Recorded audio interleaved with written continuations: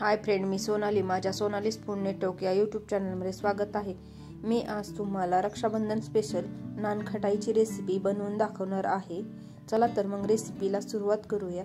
त्यासाठी मी एक बाउल घेतलेला आहे. त्यामध्ये मी अर्धी वाटी तूप घालणार आहे. हे तूप जास्त घट्ट किंवा पातळ नाही, मीडियम कन्सिस्टन्सी असलेलं हे तूप आहे. अर्धा कप तुपामध्ये आपण पाऊण कप साखर टाकणार आहोत आणि आपण हे चांगले फेटून घेणार आहोत. जोपर्यंत या मिश्रणाचा कलर बदलत नाही तोपर्यंत आपल्या मिश्रणाचा कलर पूर्णपणे बदलला आहे. ही प्रोसेस होण्यासाठी आपल्याला जवळजवळ 15 ते 20 मिनिटे लागतात. त्यामध्ये आपण 2 चमचे बेसन पीठ, 2 चमचे रवा, त्याचबरोबर 1 वाटी मैदा घालायचा आहे. अगदी चिमूटभर मीठ घालून हे आता व्यवस्थित मिक्स करून घेणार आहोत. ह्या मिश्रणामध्ये आपण कुठल्याही प्रकारचे दूध किंवा पाणी ऍड करायची गरज नाही. आपण जे तूप आणि साखरेचे मिश्रण केलेले आहे त्यामध्ये हे आपण एकजीव करून घेणार आहोत.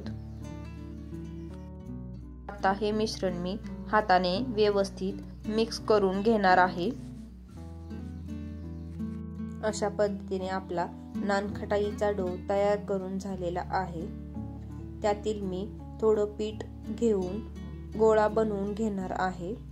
अशा पद्धतीने त्याचा छोटासा गोळा बनवून घ्यायचा आहे आणि त्यामध्ये मी थोडीशी चेरी लावलेली आहे. अशा पद्धतीने आपण राहिलेली नानखटाई तयार करून घेऊया.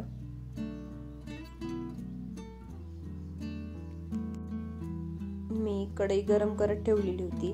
त्यामध्ये स्टँड ठेवले होते.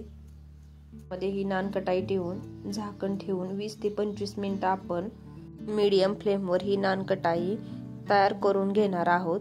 अशा पद्धतीने आपली नानखटाई तयार झालेली आहे. तर तुम्ही पण तयार करून बघा. माझी रेसिपी आवडल्यास लाईक, शेअर, सबस्क्राईब करा. चला तर मग भेटूया अशाच नवीन रेसिपीमध्ये. थँक्यू.